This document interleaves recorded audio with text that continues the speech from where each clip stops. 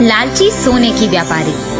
वो वैकुंठपुरम का गांव था। उसी गांव में रामजी नामक एक सोने का व्यापारी था।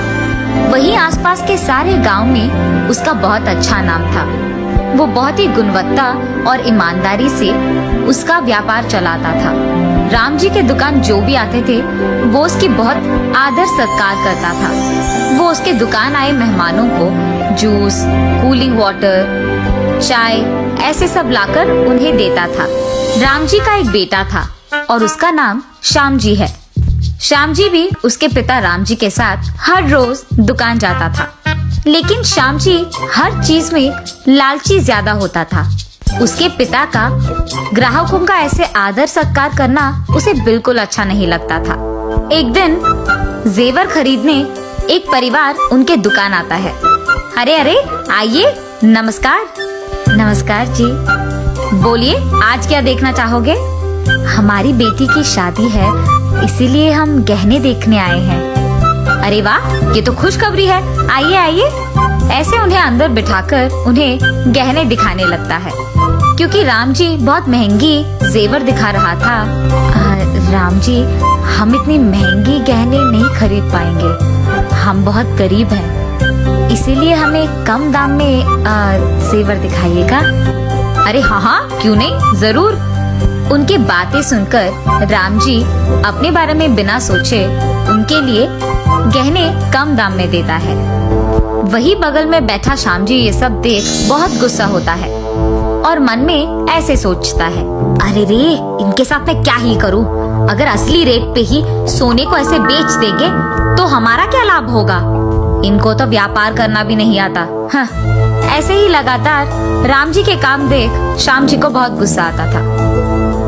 ऐसे ही कुछ दिन बाद रामजी का सेहत बिगड़ने लगता है। तब रामजी अपने बेटे को बुलाकर, बेटा श्याम, मेरी उम्र बढ़ रही है और मेरी सेहत बिगड़ रही है। इस हालत में मैं दुकान चला नहीं पाऊंगा, इसीलिए अब से इस दुकान की जिम्मेदारी तुम्हारे हाथों में सौंप रहा हूँ। तुझे ही हमारे दुकान का पूरा ख्याल रखना होगा बेटा।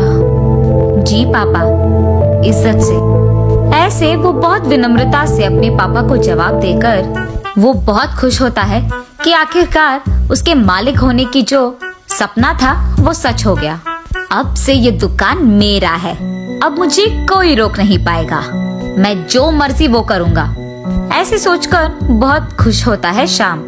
मालिक बनने के बाद पहले ही दिन दुकान में मालिक की कुर्सी में बैठ वो बहुत हंसता है। कुछ देर बाद दुकान को कुछ लोग आते हैं। जितने भी ग्राहक दुकान को आते थे उन सबको उसी दुकान में मौजूद काम वाला जूस, टी देता था। ये देख श्याम जी को बहुत गुस्सा आता है। ग्राहक जैसे ही बाहर जाते हैं, श्याम जी उस काम वाले को बुलाकर, सुरेश, अब से जो भी ग्राहक यहाँ आए ना, उनको जूस ये सब मत दो, और इतना ही नहीं, उस कूलिंग वाटर मशीन को भी यहाँ से निकाल दो, समझे? उससे वैसे भी बिजली की बिल बढ़ रही है। उस कूलिंग मशीन के बजाय एक मटके को लाकर यहाँ डाल दो। ऐसे ही वो दुकान में बहुत कुछ बदल देता है। ऐसे ही गहनों का दाम बढ़ाकर श्याम जी उन पे बहुत कमाता है।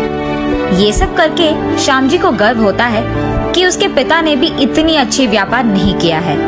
कुछ ही सालों में बहुत सारे पैसे कमाकर बहुत बड़े और महंगी गाड़ियां खरीदता है श्याम जी। श्याम जी को ऐसे अमीर बनते देख एक तरफ राम जी को गर्व होता है कि उसका बेटा बहुत अमीर बन गया, लेकिन दूसरी तरफ उसे दुख भी था कि उसका बेटा लोगों के भरोसे का फायदा उठा रहा है। ऐसे ही कुछ समय के बाद एक अमीर आदमी एक बड़ी और महंगी गाड़ी में उनके दुकान आता है। उस आदमी को आते देख श्याम जी, अरे लग रहा है कि ये बहुत अमीर आदमी है, इस पे तो मैं बहुत बड़ा लाभ बना सकता हूँ, ऐसे सोचता है। वो आदमी कार से उतरकर अंदर आता है। अरे सर, आइए आइए, स्वागत है आपका। बोलिए, क्या देखेंगे आप? नमस्कार श्याम जी, मेरा नाम कुमार है। बहुत ही जल्द मेरी शादी होने वाली है, मुझे महंगी गहने दिखाइए। कुमार की बातें सुन श्याम जी में लालच आता है। उसके दुकान में मौजूद गहनों का दाम बढ़ाकर कुमार को दिखाता है। अरे वाह, ये तो बहुत सुंदर है। ऐसे ही मुझे कुछ डिजाइन्स में गहने चाहिए, क्या वो कर पाओगे? ऐसे पूछता है कुमार। अरे जरूर साहब, अब इस सब के लिए 10 लाख का खर्च होगा। कोई नहीं, मैं भर दूंगा। ऐसे कहकर थोड़े पैसे एडवांस में देकर कुमार वहाँ से चले जाता है। उस एक आदमी के पास इतना सारा पैसा देख श्यामजी सोचता है कि उस अमीर आदमी को आसानी से धोखा दिया जा सकता है और इसीलिए उसी की लालच में वो कुमार को धोखा देने के लिए योजना बनाते रहता है। वो ये फैसला करता है कि इससे पहले कि कुमार उससे सारे गहने ले ले, वो उनमें से कुछ गहनों को नकली गहनों से बदल देगा और कुमार के आने से पहले ही उसके सोच के अनुसार ही वो उनमें से कुछ गहनों को नकली वालों से बदल देता है। कुमार आकर बाकी पैसे भरकर उन सारे गहनों को लेकर वहाँ से चले जाता है। कुमार की शादी आ ही जाती है। उस दिन उसके लाए हुए गहने सारे लोग पहनते हैं और क्योंकि कुमार के पिताजी का एक दोस्त सोने का व्यापारी था, कुमार के कई बहनों में से एक बहन के गहनों को देख उस आदमी को समझ आता है कि वो नकली हैं। वो कुमार के बहन के पास जाकर ऐसे पूछता है, बेटी तुम लोग तो बहुत अमीर हो, ऐसे नकली जेवर और गहने पहनने की क्या जरूरत है? ये सुनकर वही मौजूद कुमार चौंक जाता है। क्या नकली जेवर? अरे नहीं अंकल, ये तो मैंने राम जी के दुकान में बनवाए हैं। और वो आदमी कुमार से ये कहता है, नहीं बेटा, मैं भी तो गहनों का व्यापारी हूँ, मुझे नकली और असली में फर्क दिखाई देता है। ये साफ साफ नकली है, तुमको धोखा दिया गया है। लेकिन राम जी तो बहुत अच्छे इंसान है, हम जैसे गहनों के व्यापारी के लिए तो वो बहुत प्रेरणा देते हैं। कहीं कोई गलती हुआ होगा, चलो हम उसके दुकान जाकर पूछते हैं। सभी मिलकर राम जी के दुकान जाते हैं। श्याम जी, ये क्या है? आपने मुझे नकली जेवर दी है, ये असली ही नहीं है। अरे ये क्या मजाक सूझ रहा है आपको? मैंने तो आपको असली गहने ही दिए थे, आपने कहीं और बदल कर मेरे पास आकर पूछ रहे हो। अरे मुझे ऐसे करने की क्या जरूरत है श्याम जी? मैं आप पर पुलिस कंप्लेंट दूंगा। क्या आप डरा रहे हो क्या? कुमार के साथ आया बुजुर्ग, बेटा मैं भी गहनों का व्यापारी हूँ और तुम्हारे पापा का बहुत अच्छा दोस्त भी। तुम अपने पिता को बुलाओ, मैं बात करूँगा, ऐसे कहता है। तब श्याम जी उसके दुकान में मौजूद काम वाले को उसके घर भेजकर राम जी को बुलवाता है। राम जी जब ये सब सुनता है तो ऐसे कहता है, अरे आप डरिए मत, मैंने तो इस दुकान में सीसीटीवी कैमरा लगवाया है, उसमें देखेंगे तो गलती किसकी है ये पता चल जाएगा।